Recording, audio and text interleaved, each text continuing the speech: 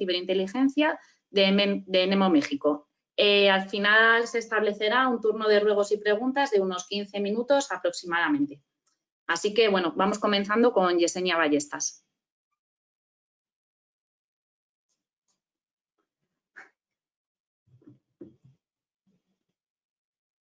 Buenas tardes a todos.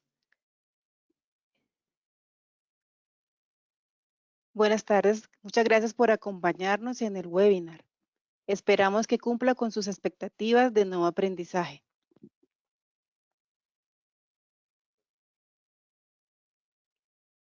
Antes de definir qué es ciberinvestigación, es necesario entender un concepto relacionado con el significado de investigación, la cual definimos en términos generales como la búsqueda de información para el conocimiento específico de un hecho o un suceso. La ciberinvestigación es una actividad que nació como respuesta a la aparición de los crímenes que hacen uso inadecuado de las tecnologías de la información y las comunicaciones, de manera específica en el ciberespacio o ámbito virtual, creado a través de ordenadores o computadores. Como un medio, por ejemplo, fraude, extorsión, amenaza, robo de información, usurpación de identidad, o un fin, denegación de servicio, robo de información, defaming, accesos ilícitos, para cumplir con unos objetivos determinados. Hace algunos años, el mundo digital se integró al entorno de acción de los criminales, demandando el desarrollo de habilidades y técnicas necesarias. ¿No se ve mi pantalla? Creo que no se ve mi pantalla.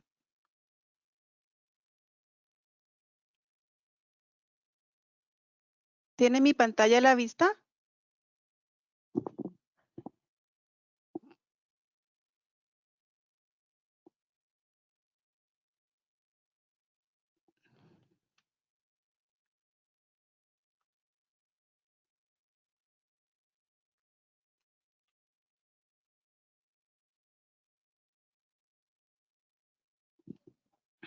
¿Tiene mi pantalla a la vista?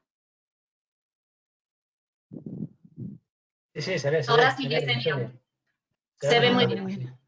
Sí, qué pena, disculpe. Soy primipara en esto. Bueno, nosotros necesitamos tener una metodología de investigación. ¿Para qué?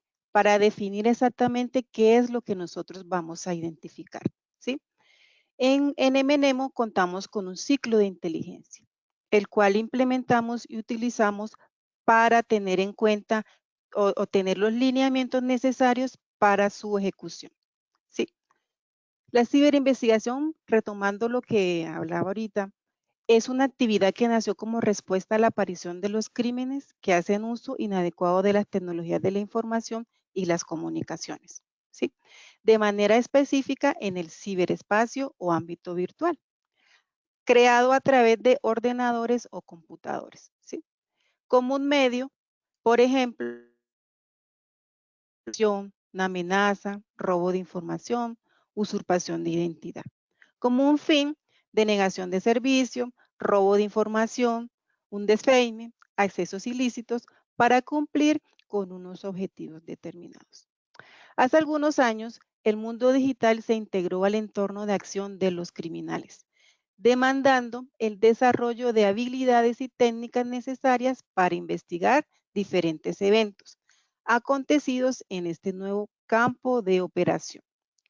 El éxito de una ciberinvestigación radica en 3 factores principales: la metodología de investigación para la recopilación de información, donde empleamos el ciclo de inteligencia, las herramientas y fuentes de información a las que se tiene acceso, algunas de ellas licenciadas, es decir, pagas, y otras open source, código abierto.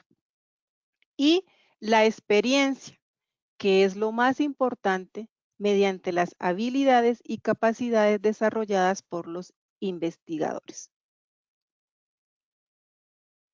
La falta de alguno de estos 3 elementos afecta los resultados de una ciberinvestigación.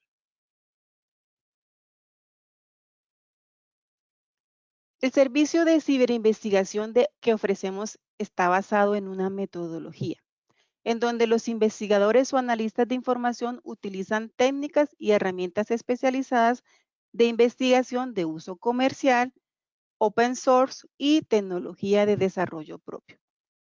En nuestro caso, contamos con una plataforma propia, desarrollada al interior de MNemo, en donde hacemos una recopilación de datos consultando diversas fuentes abiertas, con la finalidad de identificar información que sea de interés para el cliente y que esté orientada o sirva para la toma de decisiones estratégicas de acuerdo al ámbito que lo requiera.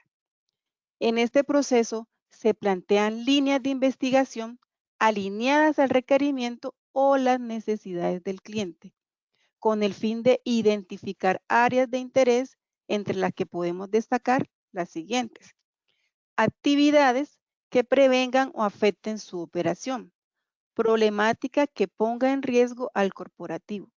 Acciones que afecten la línea de negocio y derivado de los resultados de los servicios. El objetivo de una ciberinvestigación es dar respuesta a incidentes o delitos. Tenemos cibernéticos, informáticos o tecnológicos, a través de la aplicación correcta del ciclo básico de inteligencia, en el cual los investigadores identifican y analizan las líneas de investigación que se encuentren de interés, con la finalidad de generar productos de inteligencia con valor estratégico para la toma de decisiones. Se identifican actores como lo son las personas, empresas, entidades. En la red pública de Internet, por ejemplo, redes sociales, foros, blog, dark web, que se encuentren vinculados al interés específico de la investigación. En MNemo utilizamos una metodología propia para realizar las acciones de ciberinvestigación, tomando como referencia el ciclo de inteligencia, con el cual se obtienen datos generales, los cuales se transforman en información de inteligencia y se presenta al cliente. Este proceso está conformado por 5 fases.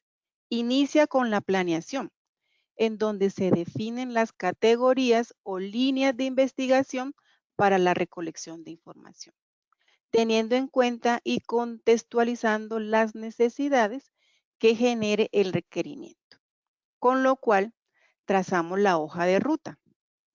Con la hoja de ruta desarrollamos la fase de recolección mediante la utilización de diferentes herramientas para buscar en fuentes abiertas información de interés para la ciberinvestigación. Entre ellas, comentarios, noticias, foros, etc. Con lo cual, caracterizamos el entorno y las herramientas que nos sirven para lograr nuestro objetivo. Análisis es la interpretación, clasificación y organización de acuerdo al requerimiento, con el fin de asesorar al cliente en la toma de decisiones, evitar el exceso de información y atender las necesidades del requerimiento. Presentación y sustentación del informe es la redacción de los procedimientos y resultados obtenidos en la recolección de información, alineada a las necesidades planteadas en los requerimientos del cliente. Puede ser un documento físico o virtual, una presentación, un grafo, un análisis I2, un mapa de calor, etc. Y por último tenemos la retroalimentación, la cual evalúa nuevamente el ciclo con el fin de identificar falencias y generar nuevas líneas de investigación que lo fortalezcan para atender cada una de las necesidades de los clientes.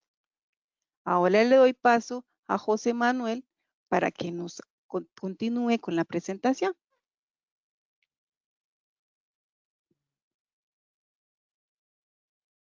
Vale. Muchas gracias, Yesenia. Un momento. Bien. Dentro del, como está explicando la compañera Yesenia, el ciclo de inteligencia, varios autores coinciden en que el propio ciclo contiene ciertas debilidades, ¿no? Entre ellas, por ejemplo, por citar las 4 fases, la dirección, obtención, elaboración y difusión.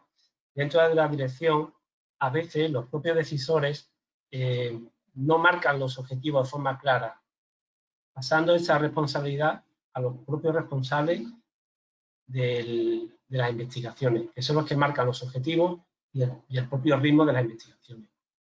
Dentro de la obtención, coincidimos plenamente que el flujo de información que se obtiene requiere espacio muy dilatado. Evidentemente, la información que obtenemos hoy posiblemente mañana no sirva porque ya no tienen validez para la investigación.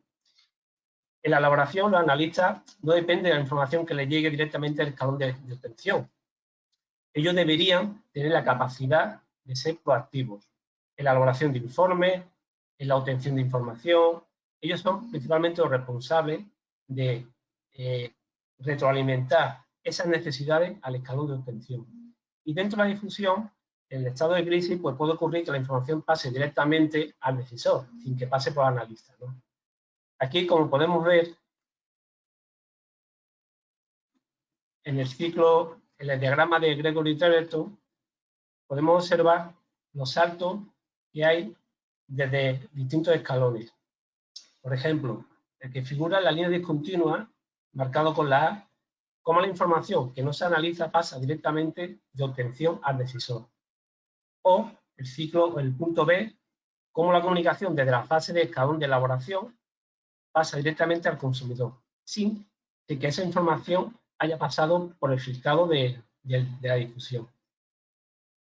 Y el punto C, cómo las propias indicaciones de los analistas a la fase de planificación previa a la fase de obtención. Seguimos hablando del ciclo de inteligencia, más concretamente de la figura del analista, ¿no? ¿Qué se espera de un analista? Pues principalmente la creatividad, imaginación, que juega un papel fundamental en un analista al objeto de obtener fuentes de información, identificación y diferentes alternativas, así como la generación de nuevas hipótesis y escenarios, el diseño de escenarios. Después, el analista, evidentemente, la experiencia te va dando ese olfato, esa experiencia de investigación tras investigación, el cual resulta un valor fundamental. Un valor fundamental principalmente a la hora de desarrollar hipótesis y, como antes hemos indicado, escenarios. Parte de su trabajo está centrado también en obtención. O sea, no significa que el analista, antes lo he comentado, no significa que el analista en sí solamente se dedica a recopilar lo que le manda el equipo de obtención y a partir de ahí cruza los brazos, espera que le llegue la información, si me llega bien y si no me llega pues le doy un toque de atención. No. El analista sigue trabajando no solamente en análisis, sino en la obtención de información, es fundamental. Y principalmente el trabajo en equipo.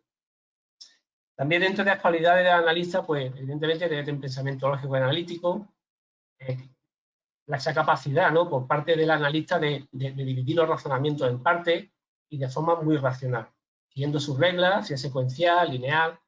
La retención y concentración mental, fundamental. O sea, no significa que el analista debe recordar todos los casos que haya llevado durante su vida de analista, que podría ser también, ¿no? Hay gente que tiene una capacidad mental muy buena y se acuerda de los casos que llevaron hace X tiempo. Pero más bien tratamos de la capacidad de retención de datos que pudieran ser relevantes, una investigación, el modus operandi, posible relación entre casos, la gestión del tiempo y el estrés es fundamental. La gestión del tiempo está muy relacionada con la estructura y una organización del analista. Añadiría también, y ahora lo veremos, pensamiento crítico, la alta capacidad de observación, capacidad de síntesis, discreción y ética, fundamental. Como se suele decir, ¿no?, el analista tiene que ser una persona gris, muy discreta y, evidentemente, no porque sea el último, es menos importante, esa formación constante. Formación constante que pasa principalmente por la autodisciplina, del día a día de saber más y leer mucho. Dentro del pensamiento, del elemento del pensamiento, podemos clasificar pues el propósito, las preguntas, qué preguntas estoy formulando, la información, la inferencia o conclusiones, los conceptos, los supuestos, implicaciones, consecuencias, puntos de vista, pensamiento crítico, que antes lo he comentado, es esa capacidad que tiene el analista de analizar los problemas, comprenderlos al detalle, con sus matices y sus consecuencias, y a la vez tomar las decisiones más apropiadas sin sesgo. Es cierto que los tiempos que corre, pues a través de redes sociales, pues se bombardea de noticias, ¿no?, al que estamos sometidos.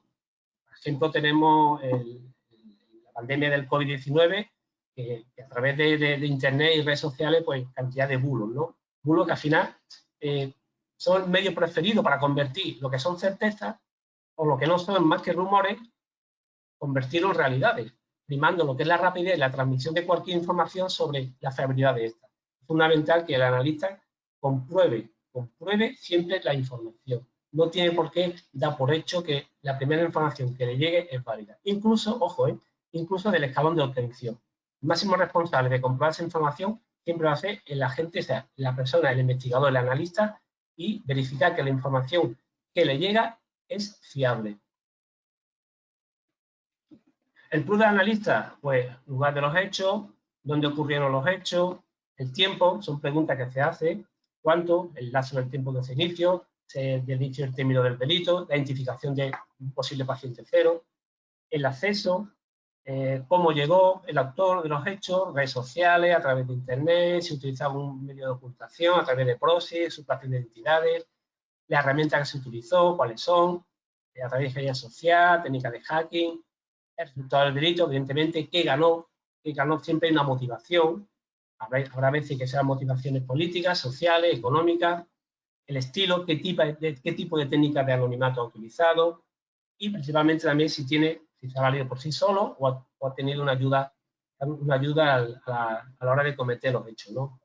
Evidentemente, los problemas del analista pues, pueden ser que son conjuntuales, ¿no? O sea, puede ser que comienzan un trabajo donde otros lo terminan. Si no encuentra evidencia, datos o información, cunde un poco el desánimo generalizado.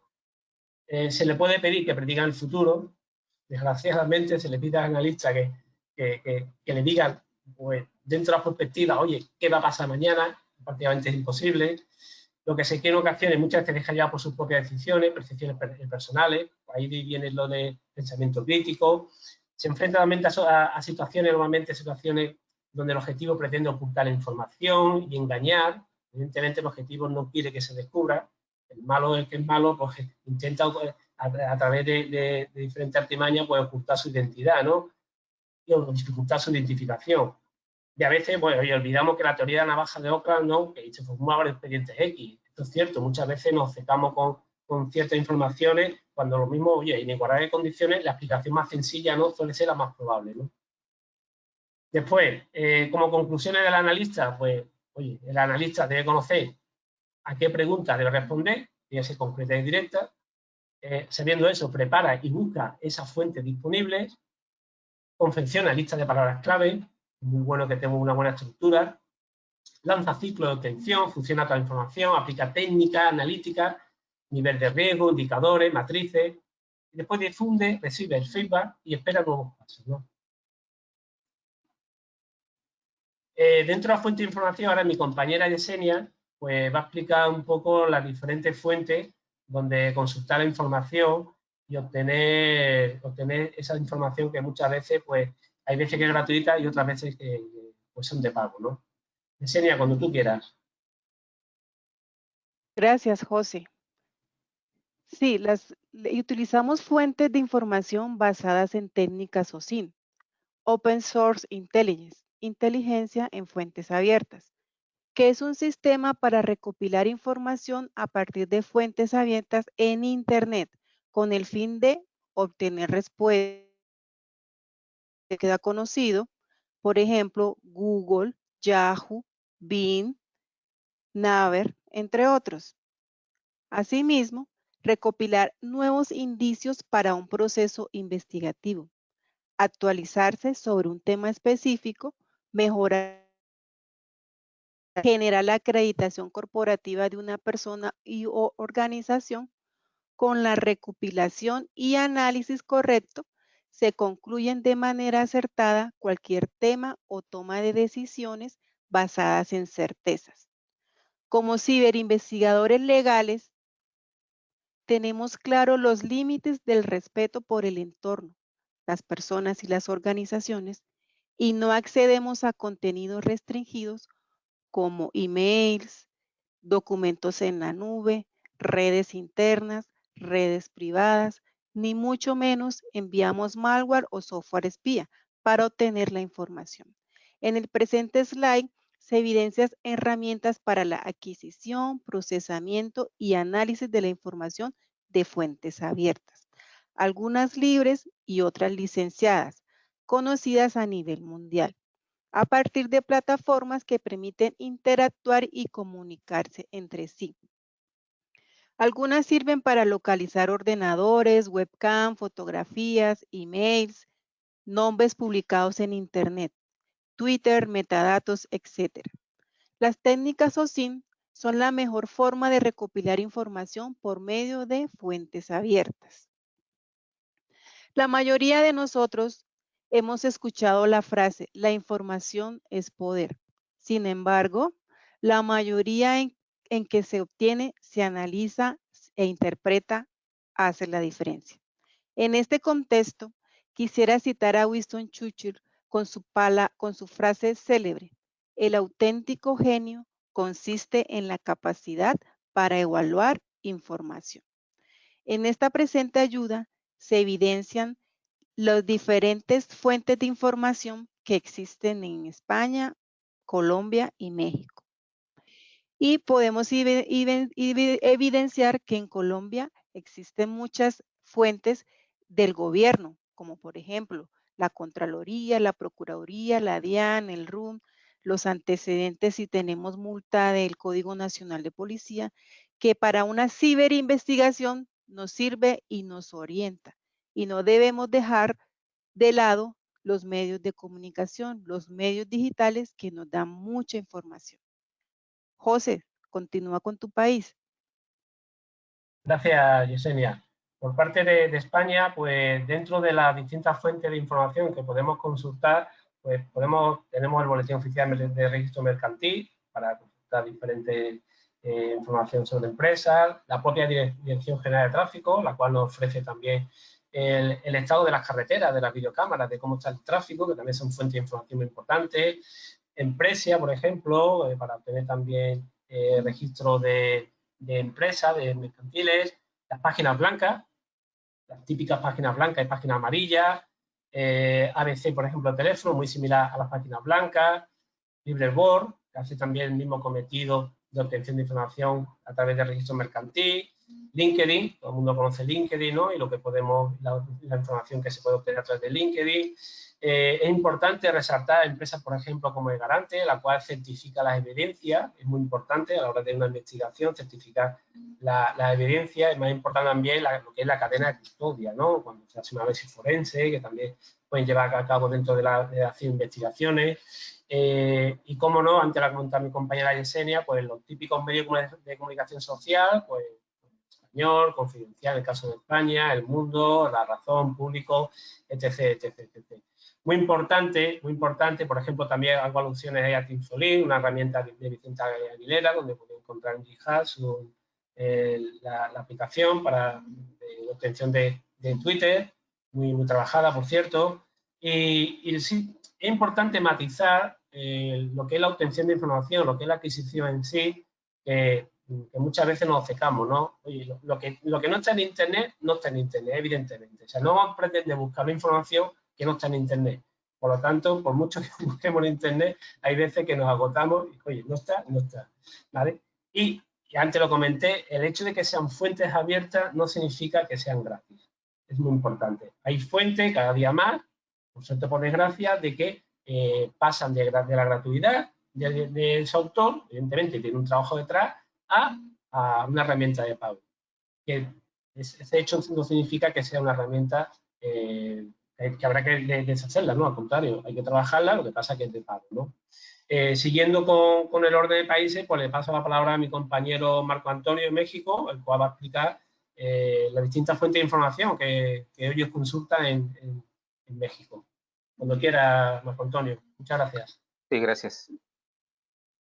Buenos días.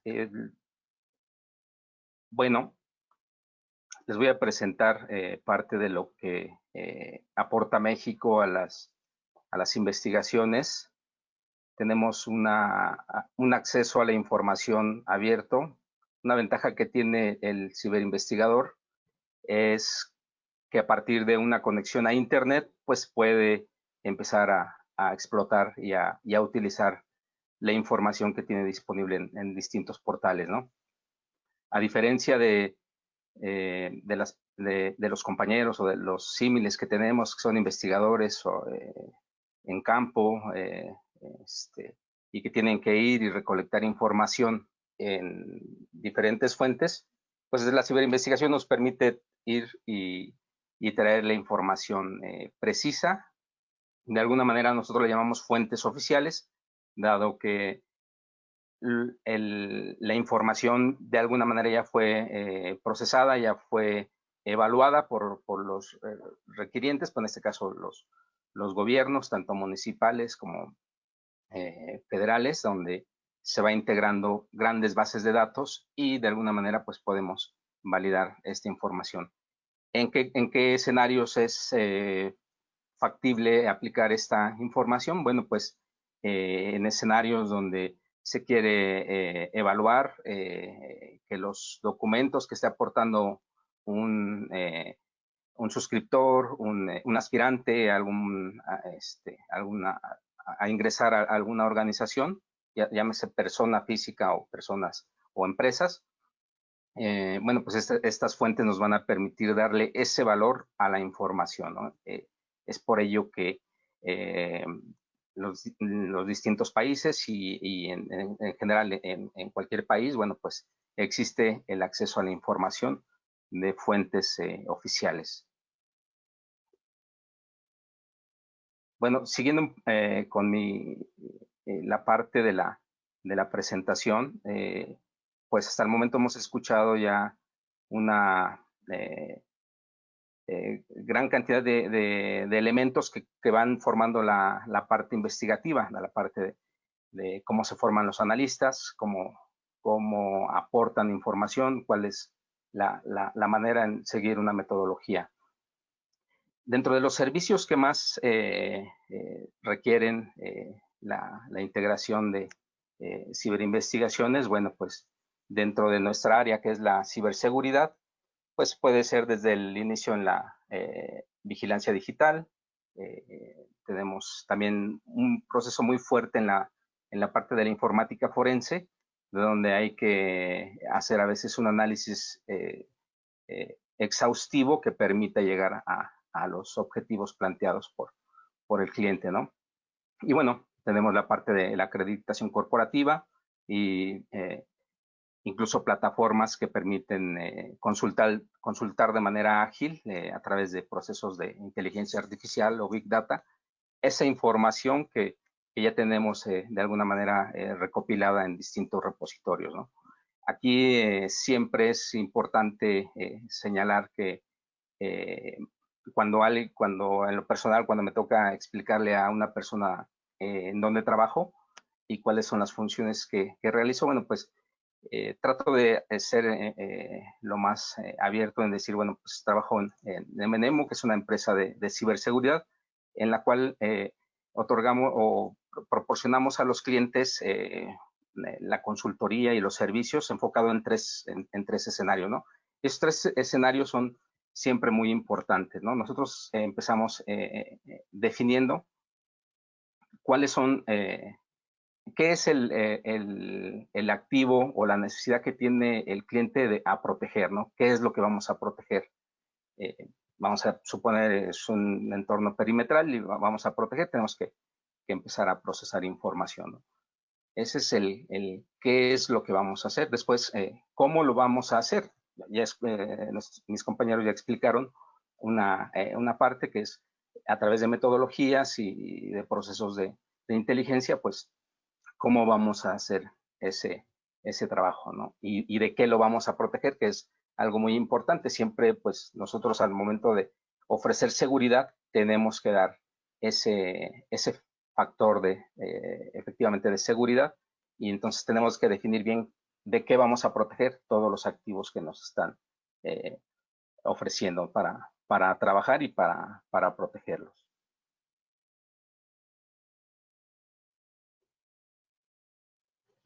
Bueno, la parte del ciclo de inteligencia y la ciberinvestigación, donde mayormente se aplica es en la parte del análisis. Siempre tener un cúmulo de información pues requiere de tiempo, de dedicación, de que el analista tenga esa, como decían al principio, ese enfoque analítico, de curiosidad, de ir creando hipótesis. Y entonces definimos como la parte analítica el corazón de la parte de la ciberinvestigación. Cuando identificamos ciertos objetivos a investigar y creamos un contexto en nuestra investigación, pues siempre vamos a tener 3 elementos ahí importantes para empezar a generar esos patrones, a identificar patrones de conducta que llevaron a cometer algún tipo de actividad maliciosa, ¿no? Dentro de lo que se va identificando, bueno, pues primero tenemos que definir una entidad, que las entidades al final van a ser los actores que tienen nombres propios y que van a participar de manera clara van a reflejarse en un diagrama como el que estamos viendo de manera clara para poder después definir qué atributos va a tener ese elemento. Normalmente un atributo puede ser, si es una persona, bueno, pues tiene edad, tiene una dirección, tiene nombre y apellidos. Ese tipo de atributos nos permiten ya crear lo que le llamamos una correlación con otra entidad. Conectamos entidades, las correlacionamos y entonces nos permiten generar patrones en los procesos de investigación. Los patrones nos van a permitir ir validando contra nuestra hipótesis o contra nuestra propuesta de investigación, que lo que estamos haciendo pues está enfocado en obtener resultados de una manera pronta y ágil para poderlo explicar a los usuarios y a los clientes de la inteligencia. Bueno, en resumen, bueno, pues la parte del ciclo de inteligencia nos va a permitir entregar productos en diferentes escenarios. Yo lo que les voy a presentar a partir de ahora es un caso que empezamos a investigar hace algunos años y que me parece importante retomarlo porque al día de la fecha pues sigue estando en algunos casos activo este tipo de modus operandi, este modus operandi de utilizar un poco de la ingeniería social, envolver a las víctimas y a través de herramientas tecnológicas poder que los actores maliciosos consiguen su cometido, ¿no? Entonces, les voy a comentar acerca de una investigación que nos solicitaron algunos clientes que estaban empezando a recibir mensajes de correo electrónico y donde prácticamente era un formato en texto plano donde el actor malicioso, bueno, pues describía que había logrado evadir todas los escenarios y la protección que tenía la computadora del usuario y particularmente había tomado control de la cámara, del micrófono y de algunos otros dispositivos de entrada que permitían de alguna manera tener información de la víctima, ¿no? Y sobre todo, bueno, pues le hacía dentro de la descripción del mensaje, bueno, que había sido grabada y recolectada toda la información que estuvo haciendo el usuario al momento de identificar sitios con contenido para adulto. ¿Qué es lo que acompañaba a este script que el analista redactaba? Al principio lo empezamos a ver en inglés, después lo encontramos también en lenguaje español, ¿no? Por eso es que pues aún sigue activo, ¿no? dentro de lo que se incluía y que fue un factor para nosotros importante a considerar en la investigación, era que incluía la contraseña de los servicios del usuario, ¿no? La contraseña del correo electrónico, la contraseña o de Facebook, ¿no? De usuario y contraseña.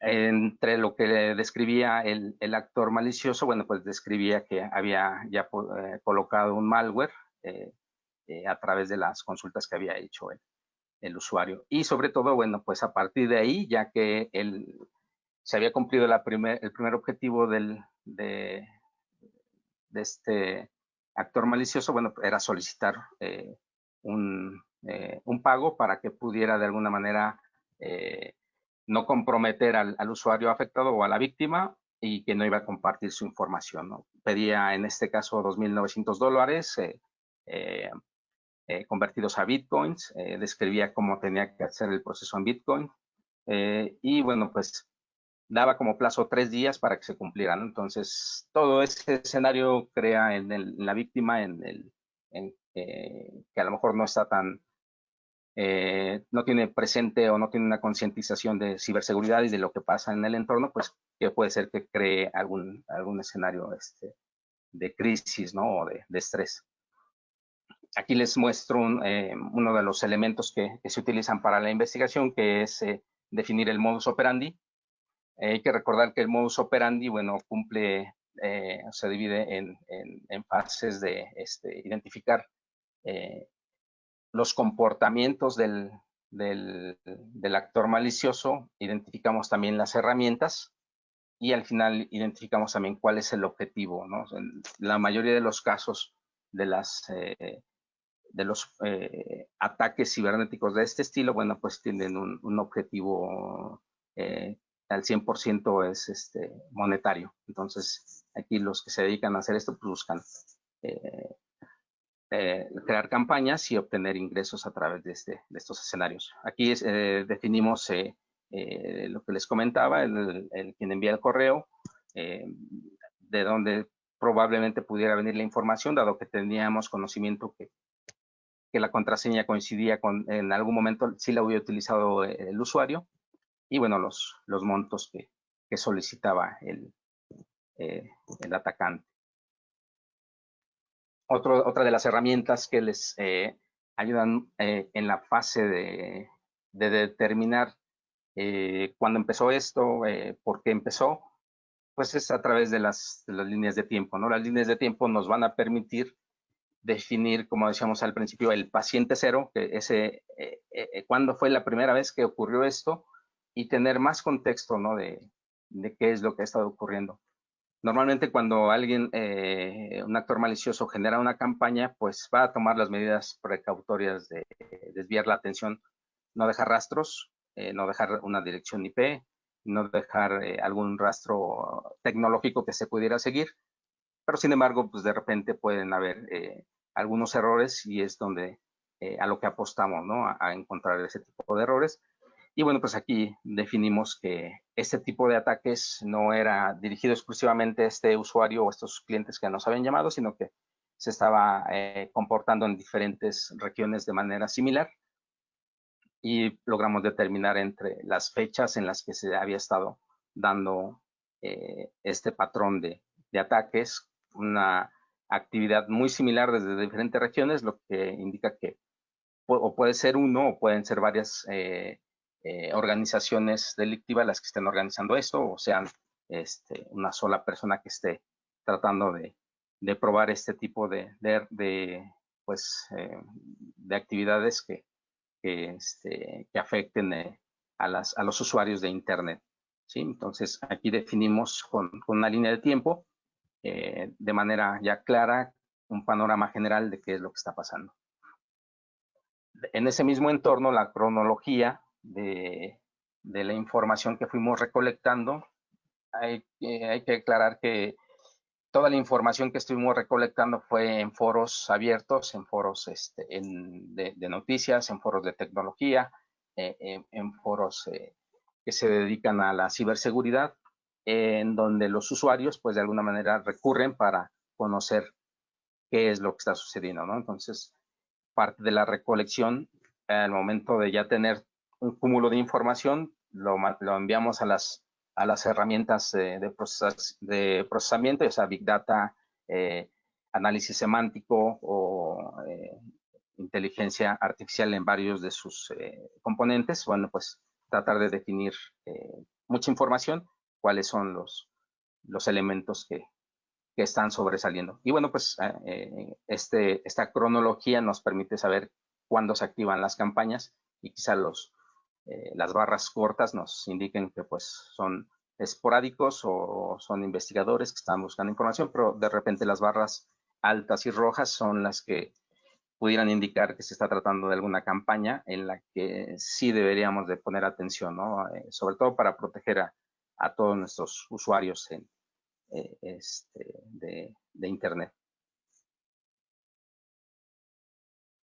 Dentro de los elementos que encontramos y parte de la investigación, bueno, pues siempre hay un dicho, ¿no? De que hay que seguir el dinero para saber también qué más está detrás de todos estos escenarios. Entonces, bueno, pues aquí estamos siguiendo las criptomonedas que se caracterizan por tener un identificador, una dirección, y la cual de alguna manera puede ser rastreada. En el caso particular de los bitcoins, podemos ir consultando cómo han sido las transacciones que han entrado y que han salido a esas direcciones, ¿no? Entonces, definimos también cómo se van estructurando estas transacciones, y pues la idea es tener elementos de correlación, elementos a los cuales les podamos sumar atributos a estas transacciones y poder saber o definir un patrón de hacia dónde se están dirigiendo este tipo de actividades. Esto es muy interesante, dado que si bien es cierto que las criptomonedas es un tema que está desde hace 10 años, que surgió el Bitcoin y que ha venido evolucionando, ha venido teniendo cambios, el factor principal es el intercambio de valor. Entonces, en algún momento, pues podemos encontrar elementos que nos permitan personalizar o tener cierta idea hacia quién es el receptor de esos valores, ¿no? Este es un desglose de una de las direcciones de Bitcoin, o algunas de las direcciones que en ese momento estuvieron recibiendo transferencias. La parte roja son las direcciones de las víctimas que en esta campaña en particular sí hicieron los pagos del Bitcoin. Hay otras que están recibiendo, las de color gris, las que están en la parte de abajo, son las que reciben esas transacciones, lo que nos empezaba a indicar que sí había campañas, ¿no? Que estaban trabajando lanzadas a través de herramientas de marketing o campañas de spam, y pues en algún momento si las lanzan a millones de usuarios, pues pueden ocasionar este tipo de actividades, ¿no? De generar ingresos, ¿no? Y empezar a integrar carteras que en algún momento pudieran dar alguna idea de lo que está pasando, ¿no? En algunos casos también llegan a quedar las direcciones IP, entonces esas direcciones IP también en algún momento podemos personalizarlas o identificar a quién pertenecen o por quién están siendo utilizadas. Este es un análisis más a fondo de cómo fue lo que les comentaba al principio, el seguimiento del dinero. En la parte de víctimas, bueno, pues tenemos 3 víctimas que hicieron una transferencia en diferentes días. Fuimos de toda la información que teníamos, bueno, pues íbamos separando por cada caso para tener un panorama de qué es lo que pasaba con las transacciones. Esas 3 víctimas envían a una dirección de BTC cierta cantidad. Después de eso, empezamos a ver, ya dejamos un poco de lado las víctimas y vemos qué es lo que pasó con las transacciones recibidas. si seguimos la secuencia de la dirección en amarillo, esta dirección en amarillo, a su vez, como recibió, hace un reenvío a otras carteras que están marcadas en rojo y que esas pertenecen a una pues un servicio de intercambio de criptomonedas que permite crear direcciones o wallets para recibir la información. Vienen acompañadas de una dirección IP. Los nodos que están en verde en la parte superior e inferior es a lo que llegamos a identificar que pudieran ser una especie de comisión que se paga porque es una cantidad corta de Bitcoin lo que reflejan, pero al final nos dejan ver una dirección IP, un proceso que se desarrolló a través seguramente de un sistema de comisiones, y por eso es que se reflejan ahí las direcciones IP.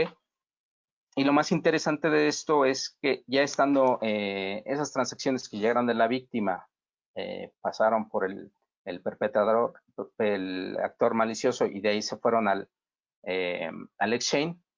Lo que continuó fue que esas mismas direcciones se fueron a otra concentradora, a una emisora o controladora de bitcoins más que maneja una gran cantidad de criptomonedas, y que seguramente ahí se transforma en lo que es pues actividades de trading o para otro tipo de actividades, ¿no? Pero lo que empezamos a descubrir aquí, bueno, pues son patrones como pues los típicos o los conocidos como lavado de activos.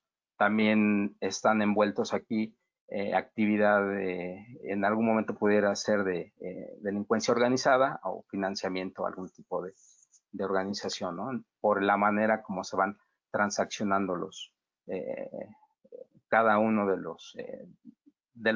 las recepciones, ¿no? Desde la víctima hasta cómo llega del otro lado una gran concentradora de Bitcoin. Aquí podemos ver la parte de la geolocalización. Mis compañeros que se dedican a hacer este trabajo de mapeo, de geolocalizar, bueno, pues trabajan arduamente en identificar las direcciones IP por si es por la que está identificada dentro de una base de datos, o buscar información de esa dirección IP en foros, en sitios donde se va registrando la dirección IP, o tratar de hacer un seguimiento, un rastreo de esa IP y ver dónde pudieran tener alguna actividad, ¿no? Entonces, este tipo de trabajos de geolocalización que hacen mis compañeros, pues es una manera en la que representan parte de todo ese trabajo que están realizando día a día en el análisis, y que nosotros de manera clara en un servicio, en un producto de inteligencia como este, pues podemos ver ya sin datos técnicos y sin esa capa que para los tomadores de decisiones pues les podría costar mucho trabajo, ¿no? Entonces aquí es de manera clara cómo es que se van posicionando las actividades, ¿no? Y bueno, pues aquí ya es un resumen de lo que sucedió, de la recolección que se estuvo haciendo en esta investigación que hicimos entre el 2017 y 2018, ¿sí? En los reportes, como vimos en la cronología, pues iban poco a poco hasta que vimos un incremento. Dentro de lo que estuvimos viendo en lo que se decía en foros, en redes sociales, la mayoría de los usuarios que recibían transacciones venían de las filtraciones de de compañías que se dedican a dar servicios digitales, en la cual se compromete el nombre del usuario, la contraseña y más información. Pero nosotros pudimos contemplar solamente la parte de correos y contraseñas en estos servicios estas compañías de servicios digitales. Finalmente, bueno, pues las direcciones de Bitcoin nos permitieron ver, como ya lo especificamos en el diagrama, bueno, pues un patrón del flujo de esa información y hacia dónde estaban destinadas esas transacciones, ¿no? Las direcciones IP, en algunos casos sí es posible identificarlas, en algunos casos no, depende mucho de quién es el receptor y quién es el emisor. Dentro de los procesos de Bitcoin, de cómo es el flujo de transacciones, puede ser que usuarios utilicen carteras propias, carteras desarrolladas por ellos, o lo que se le llama carteras en frío, que no están conectadas a Internet, sino que nada más las activan para recibir una transacción a través de un dispositivo y después las vuelven a pagar. Entonces, sí llega a ser complicado a veces encontrar ese track de las criptomonedas, pero bueno, pues nosotros apostamos que una nos puede dar el escenario para construir un patrón y tratar de buscar otros elementos, reconstruir, ¿no? Lo que decía José Manuel en la parte del ciclo de inteligencia, al final la retroalimentación es muy importante para el analista porque le deja ver claro que lo que encontró y que no conocía, de alguna manera está siendo ya procesado en un producto de inteligencia y se puede desplegar de manera más o ampliar de manera más eficiente, ¿no? la investigación. Entonces, esa retroalimentación pues a veces nos puede dar una pauta a crear nuevos escenarios de investigación. Y bueno, finalmente de lo que pasaba en este caso, muchas de las redacciones o de lo que se comentaba en los foros, era que algunas personas se habían sentido víctimas, que habían sentido pues vulnerada su intimidad, su propio, la privacidad que en algún momento les pudiera dar estar en un área despejada. Lo sentían tan comprometido que pues no, pues algunos sí declararon haber tenido una cierta dosis de estrés, o incluso algunos que pues cayeron más en una depresión más profunda con intentos de suicidio, ¿no? Entonces, pues para nosotros como analistas siempre todos esos elementos son importantes por la magnitud que pueden llegar a tener este tipo de actividades, ¿no? Entonces siempre es importante que para nosotros como entorno de ciberseguridad, bueno, pues ofrecer esa protección y esa sensación de seguridad que es invaluable, ¿no? Entonces, por eso es que tratamos de llegar al fondo de lo que va sucediendo en cada uno de las investigaciones. Y bueno, aquí esto está enfocado ya en un resumen de parte de los entregables que nosotros desarrollamos en las tres oficinas. Tenemos despliegues de diagramas en diferentes tonalidades y en diferentes escenarios. Nos acompañamos de las investigaciones en las redes sociales, que es un ámbito muy particular porque aunque pareciera que están abiertas, pues en algunos casos sí se puede vulnerar a las personas, ¿no? Y bueno, pues la parte de la investigación forense y la parte de lo que va saliendo, ¿no? La investigación de personas o de organizaciones. Y bueno, pues esta es parte de la presentación que hemos desarrollado para comentarles a todos ustedes sobre lo que es la ciberinvestigación. Y bueno, pues podemos pasar a responder algunas de las preguntas si es que todavía tenemos algo de tiempo para poderlo hacer, ¿no? Muchas gracias.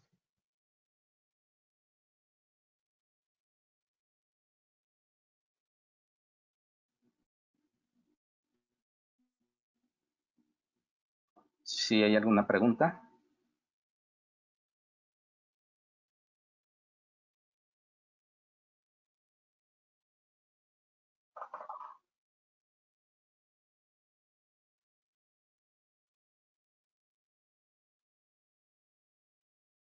Hay dos preguntas, ¿no? Una es, ¿ustedes ofrecen asesoría para dar cierre a los hallazgos que surgen del proceso de ciberinvestigación?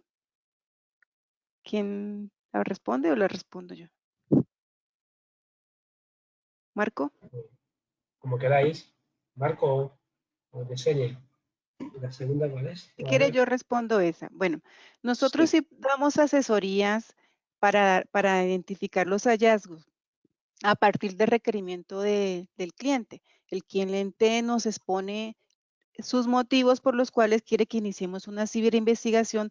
Nosotros implementamos, hacemos la entrevista respectiva, hacemos con base al ciclo de inteligencia, planeamos lo que tenemos que hacer, porque el cliente puede decirnos unas cosas, pero nosotros tenemos que obtener evidencias, elementos para orientarlo. A partir de eso, nosotros le hacemos la interpretación de nuestros hallazgos y le decimos qué es lo que tiene que hacer después de hacer la ciberinvestigación. Es decir, si hay que hacer una denuncia ante los estrados judiciales, una noticia criminal, iniciarla, o solamente es algo interno que no se evidencia que haya sido un error humano. Entonces, por eso nosotros estamos en capacidad de orientar al cliente en ese aspecto.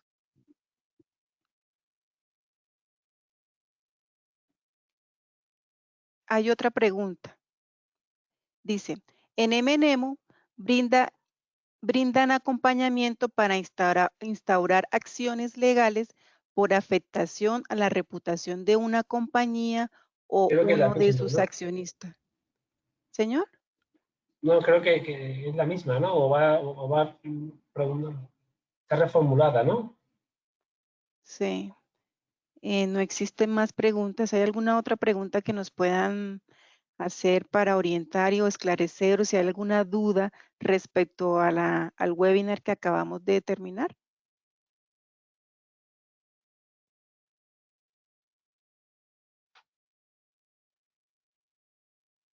Hay una pregunta de Colombia, ¿no? Sí, pero son iguales.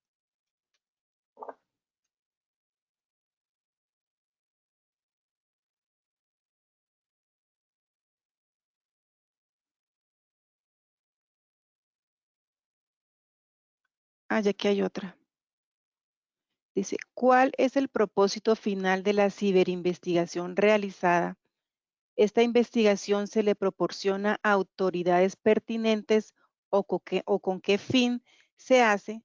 Por ejemplo, en este caso, que nos proporciona la sextortion. ¿Quién responde, Marco o José? Bueno, siempre en el caso de desarrollar la investigación es identificar, en la mayoría de los casos, el actor material o actor intelectual de la actividad. Lo que es en el caso particular de las extorsiones por Internet, hay diferentes factores que en algunos casos pueden no tener una respuesta hacia quién fue directamente el actor intelectual, pero sí nos permite conocer patrones, recolectar evidencia, incluso para, como preguntaban hace rato, preparar toda esa evidencia para presentarla ante alguna autoridad que pueda llevar y continuar con la investigación, ¿no? La parte principal de las ciberinvestigaciones es la toma de decisiones, es que esa información que van a recibir pues les puede llevar a una orientación hacia cuáles son las siguientes acciones a realizar. Particularmente algunos de los clientes lo que les hicimos saber, bueno, esto fue nada más un compendio de la enorme cantidad de información que recolectamos y procesamos, pero la idea es mostrarle que pues viene un ataque, una campaña de este tipo, está dispersa en muchos lugares, lo que se les emiten ciertas recomendaciones, sobre todo proteger la integridad de las víctimas, ¿no? Tanto en su persona como en su patrimonio. Eso es parte de lo que puede ser el propósito final de las investigaciones, ¿no? En ese caso en particular, ¿no? Dado que es no tenemos un claro quién pudiera ser el actor, o que incluso si esté localmente en el país, ¿no? Gracias, Marco. Y aquí hay una pregunta que es para Colombia. Dice, en Colombia, con respecto a los requerimientos legales, ¿ustedes pueden soportar ante un jurado las evidencias encontradas? Claro que sí. El cliente, la empresa nos contrata y nos pone a disposición los elementos, dependiendo del caso. Ejemplo, un caso de evidencia digital, informática forense. MNEMO tiene al interior personal capacitado, entrenado y con experiencia como perito en informática forense y puede sacar adelante cualquier caso que tenga que ver con ese tema. Y tiene el conocimiento legal, manejo de cadena de custodia, primer respondiente y sustentación ante el juicio de los hallazgos encontrados de la evidencia puesta a disposición por parte del cliente. Hay otra pregunta referente a si se están detectando nuevos fraudes derivados de la situación del COVID. Vale, pues desgraciadamente sí. Desgraciadamente los delincuentes aprovechan, en este caso, la pandemia que estamos sufriendo para su beneficio. Y a través de diferentes mensajes, a través de, principalmente de phishing, o mensajes a través de WhatsApp, el envío masivo de este tipo de información realmente para la obtención de sus datos, ¿no? Por lo tanto, desgraciadamente sí, se siguen detectando nuevos fraudes y también es cierto que las autoridades, tanto aquí a nivel de España como en México y Colombia, están trabajando en ello y los distintos organismos de ciberseguridad pues no paran de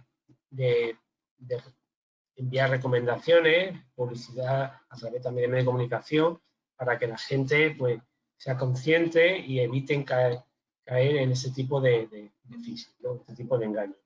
Pues sí, desgraciadamente pues, se siguen dando casos de fraude derivado en este caso de la pandemia, del COVID.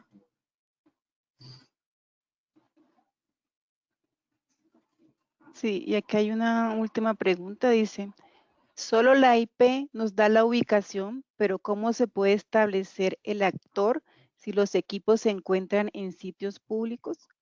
Marco, ¿nos puedes orientar con esta pregunta?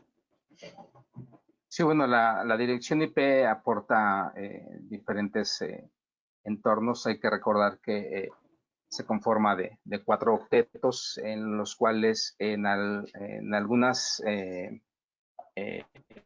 actividades pudiera quedar registrada lo que va haciendo el usuario en diferentes servicios.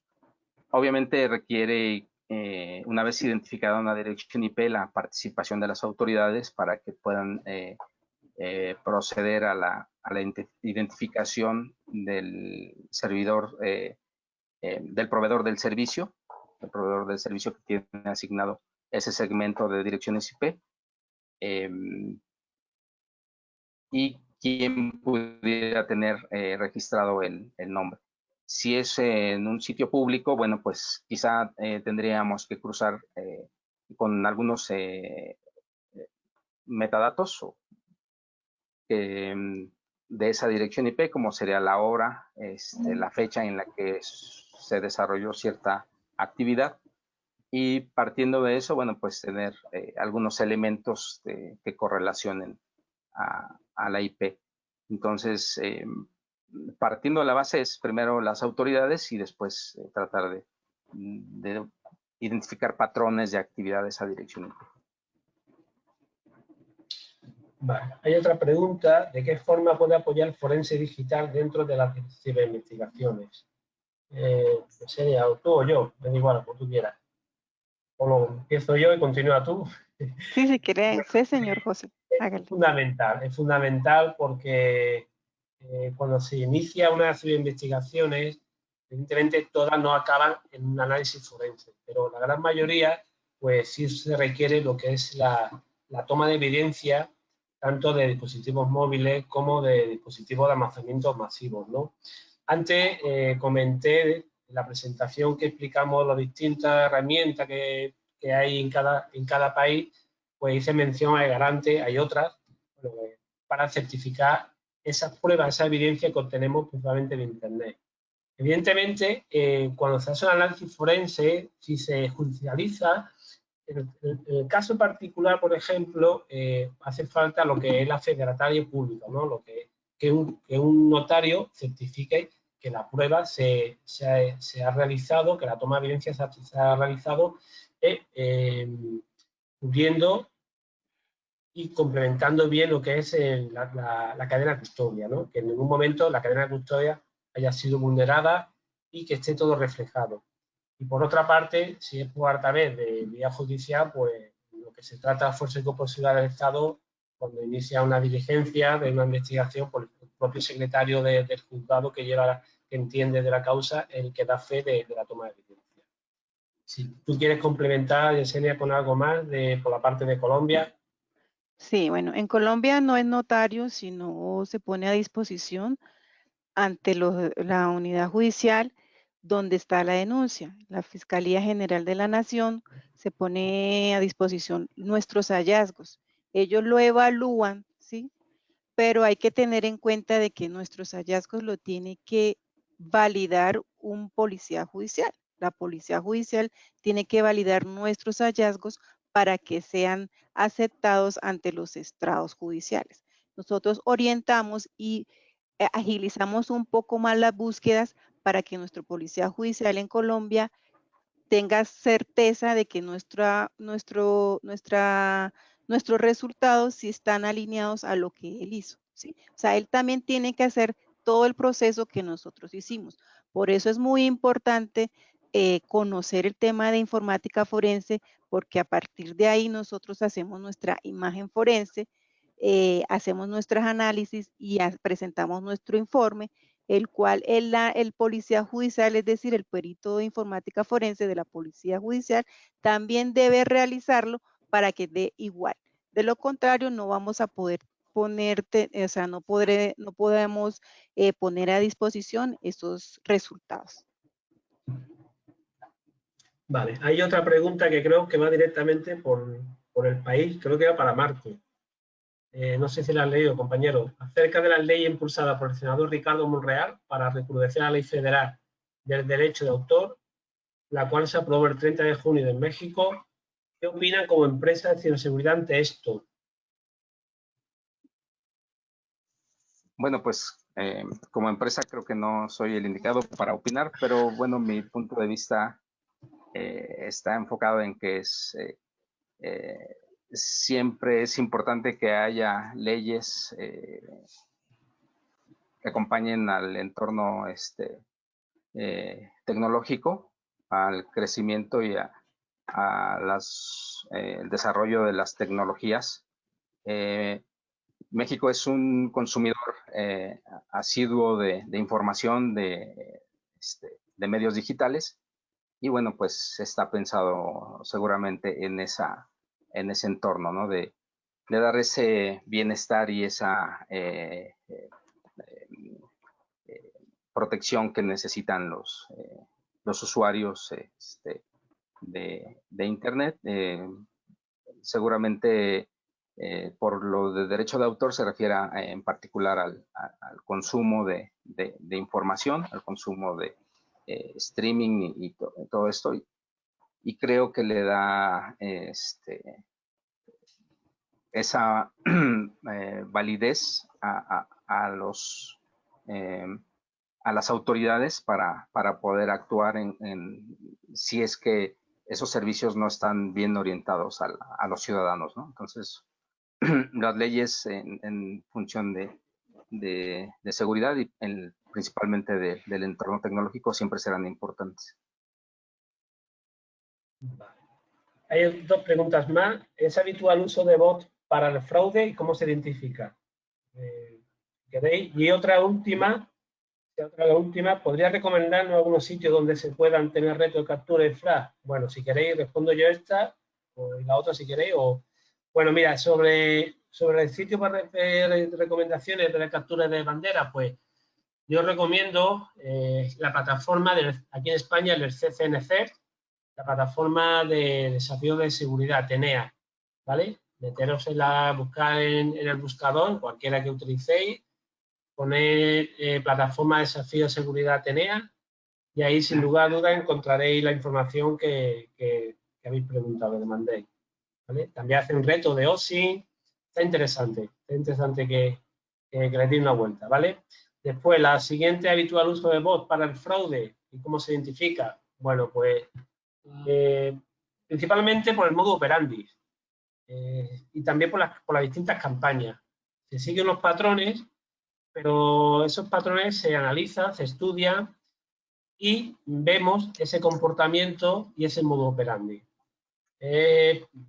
Después, evidentemente, pues a través vamos tirando un poco del hilo, ¿no? Como hormiguita, recopilando evidencias, identificamos el hecho. No sé si mis compañeros quieren aportar algo más sobre las dos preguntas estas que he contestado de forma rápida. Bueno, una parte de con respecto a los patrones de fraude, en el uso de bots,